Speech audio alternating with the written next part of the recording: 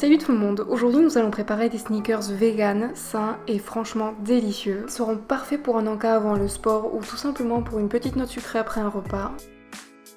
La première chose qu'on va faire c'est le caramel et on aura besoin de 150 g de dattes medjool dénoyautées qu'on fait tremper dans de l'eau bouillante pendant 10 minutes. Une fois que c'est fait et qu'on les a égouttées, on peut les placer dans un robot mixeur. On aura aussi besoin d'une cuillère à soupe de beurre de cacahuète, une cuillère à soupe de crème ou de lait de coco et une demi-cuillère à café d'extrait de vanille. On mixe quelques minutes à puissance maximale jusqu'à obtenir une jolie consistance lisse comme celle-ci et on la met de côté. Ensuite, dans le même bol mixeur, on peut verser 80 g de flocons d'avoine moulus, 2 cuillères à soupe de poudre d'amande et 3 cuillères à soupe bombée du caramel qu'on a fait tout à l'heure. On mixe et on peut aussi faire cette étape à la main, le tout c'est obtenir une consistance de pâte un peu collante qui se tient bien.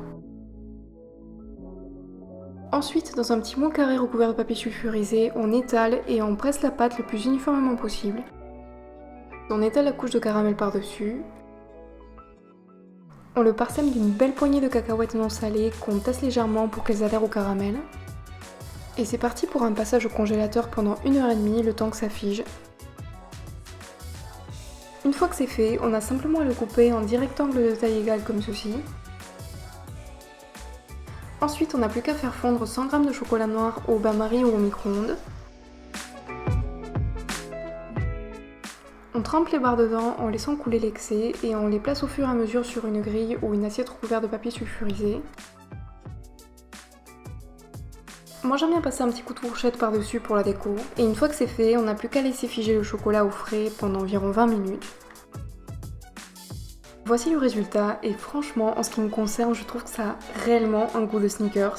Sauf que cette version bien sûr est bien plus naturelle et 100% végétale, alors pourquoi se priver?